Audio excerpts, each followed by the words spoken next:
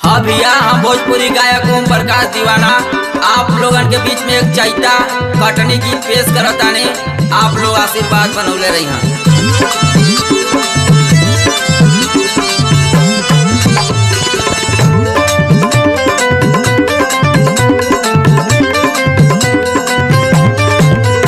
चलतानी करे हम कटनिया, अरे जात बानी करे हम कटनिया, तू पिसले अइहयाम के चटनिया, ओ तू पिसले अइहयाम के चटनिया, तन ले ले अइहा खई का पानिया, ए रानिया तन ले ले अइहा खई का पानिया।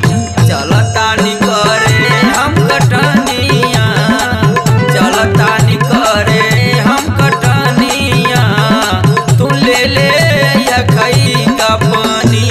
दोनों जन मिल के करल जाई गेहूं के कटनिया, तू ले ले या खई का पानिया, पिसले अइहयाम के चटनिया।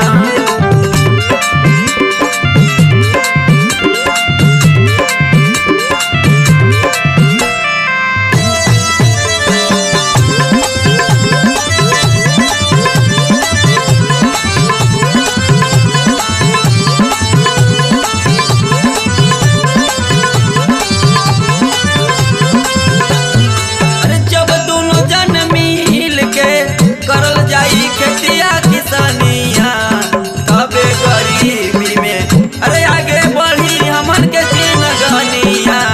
चलतानी करे हम कटनिया, तू ले ले अइहा खई का पानिया, हो तनी पिसले अइहयाम के चटनिया, तनी ले ले अइहा खई का पानिया, तनी ले ले अइहा खई का पानिया, तनी पिसले अइहयाम के चटनिया।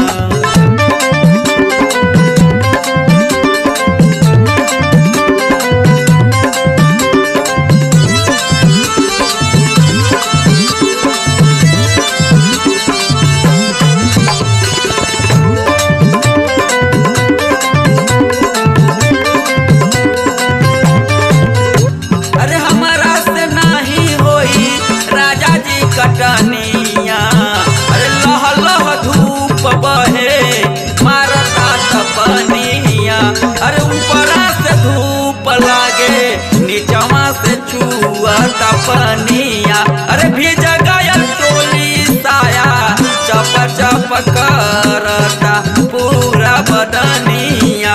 हमारा से नहीं होई राजा जी कटनिया, अरे नहीं जब करबू तू धनिया कटनिया, कैसे के आगे बढ़ी हमान के खेतिया किसानिया।